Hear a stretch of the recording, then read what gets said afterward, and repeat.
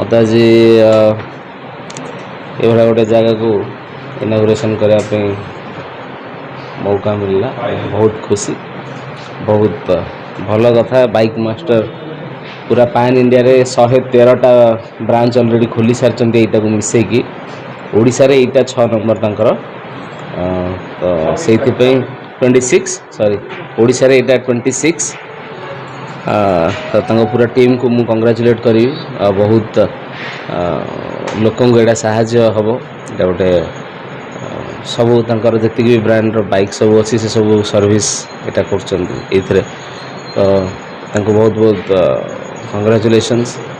एमती सेवा सब यंगस्टर्स मान जोगे दिंतु सब बाइक भल भल बाइक आ तार सजड़ा सजड़ी काम ये हो कंग्रेचुलेट ही करी बहुत भल काम कर बाइक और कार प्रीमियम कलेक्शन सब रखी आज आम जापर कि मुझे अन्न बाबू अच्छा सी मत जनइले एमती घटना मुझे निश्चय आसवा तो शोरूम जाइली मुझे मत गोटे बाइकटे पसंद आसी भावुँ गोटे बाइकटे या शोरूम रू मुझे बुक करी भावी। यस थैंक यू भाई बाइक नहीं बाइक रो मु एते शौक रखेनी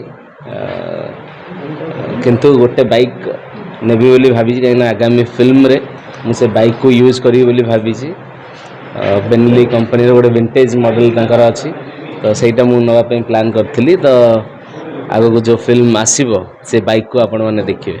मोटो व्हीकल ये भीतर भाईंकर केते इंटरेस्ट भाई केते सब कलेक्शंस वगैरह केते नहीं मुझे कार को भल पाए जेहेतु सबु प्रकार सेफ्टी कार जरिया आम पाऊ बाइक तो गोटे डिफरेंट मजा यंग टाइम रे सब बाइक को आम भल पाऊलु किंतु धीरे धीरे मोर बाइक रो निशा कमी जाइए तो कॉलेज बेले बहुत बाइक चलाइबे भल पाए। मोर प्रथम बाइक मोर मन अच्छी मु +2 बेले मत गोटे दिया जाइथिला मो घरे सीडी डिलक्स +2 रे नहीं तापर +3 फर्स्ट ईयर रे मो बापा मत गोटे ये किनी टीवीएस रो फ्लेम तापर +3 फाइनल ईयर रे मत गोटे करिश्मा जेडएमआर नुआ आसला सेते बरहमपुर जो हीरो शोरूम तार ओनर जी मोर कॉलेज फ्रेंड तो से बहुत बुकिंग करिया पड़ता है मैंने जदि थे बुक कल मैंने 6 मास पर तो सी मोर सांग जेहेतु सी कहला तो पे मुझे गोटे ऑलरेडी बुक करी रखी दी आस तू नहीं जा सांग माने जदी गाड़ी कंपनी रो शोरूम रो मालिक होबे ताले फायदा हो एमती जो जदी बाइक बहुत शौक थाए ताले फायदा हो मु आ से एते अधिका शौक रखी एबे एबे कार किनला बेले आगु बुकिंग करछन ना माने कार तो अवेलेबल हो जाए किंतु सही समय रे बाइक आपण थरे बुक करे माने 6 मास पर मिलतला तो जो करिश्मा जेडएमआर ता जते नुआ आस्थाय मोर मन अछि तो आउ बाकी कौन प्रकार मत असुविधा है जो जहाँ अवेलेबल थाए मुझे नहीं जाए बट सहीटा मोर मन था 6 मास मत अपेक्षा करा पड़ना मो सांग से बहुत धन्यवाद कही मुझे कहली तो भाया सांग रहा दरकार सब बाइक तो किना जाए निज मन पसंद बाइक किणी सब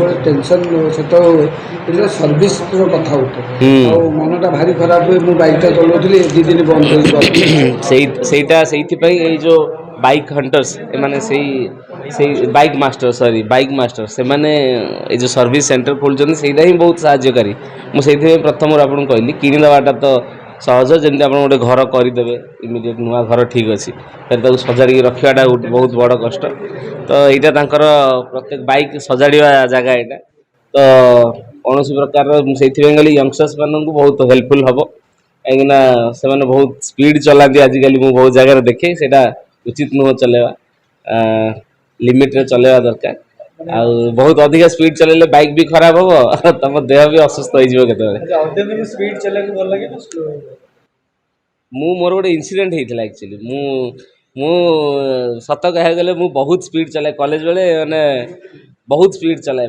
बाइक हो कार हो मैंने बहुत स्पीड चलाए मोर थोड़े एक्सीडेंट हो जाता मोर से +3 बेले जेबेठू एक्सीडेंट +3 सरू सरू एमबीए चलता बोधे हाँ एमबीए चलला बेले मोर कार रे निजे ड्राइव करके जाऊँगी भुवनेश्वर रू घर को जाऊँगी जस्ट घर को पहुँचार ½ किलोमीटर पूर्वर रास्ता काम चली थाए मोर आउ कंट्रोल हेलानी कारटा ତ ମନେ ଅଛି ମୋର ଗାଡ଼ି 3 ପଲ୍ଟି ମାରିଥିଲା। ଗାଡ଼ିର ଅବସ୍ଥା କିଛି ନଥିଲା, କିନ୍ତୁ ଭଗବାନଙ୍କ କୃପାରୁ ମୋର ଗୋଟେ ଛୋଟ କାଚ ହାତରେ ପଶିଥିଲା, ବାକି ଆଉ କିଛି ହେଇନଥିଲା।